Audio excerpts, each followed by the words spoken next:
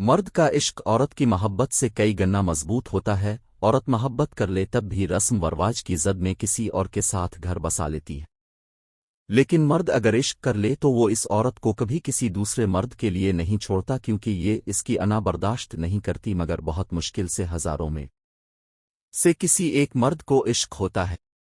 عورت کا جسم پانی سے بنا ہوتا ہے، اسے چھوا تو جا سکتا ہے مگر پکڑا نہیں جا سکتا، اس کے ساتھ پانی بن کر ہی ملا جا سکتا ہے۔ عورت کے بدن تک پہنچنے کا رستہ اس کے من میں حساس وادیوں کو چھو کر گزرنا پڑتا ہے۔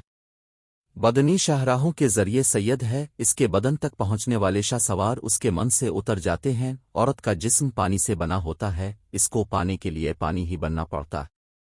اگر کوئی اس کی آنکھوں کے کھارے پانیوں کے سمندروں میں تیرنے کا ہنر جانتا ہو تو وہ اسے 7 سمندروں سے بھی آگے حیران کن جزیروں میں اور جادوئی وادیوں کے لمس سے آشنا کروا سکتی ہے، بدن کی سرحدوں سے روح کی گہرائیوں میں لے جاتی ہے، جہاں صرف ہوا گنگناتی ہے اور پرندے سنگیت پر رقص کرتے ہیں۔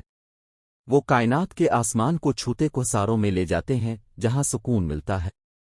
درو دیوار خاموش بدن کی سرسراہٹ سنتے ہیں، پہاڑوں کی گود سے بہتے جھرنوں کی کل کل روپر کپ کپی تاری کرتی ہے۔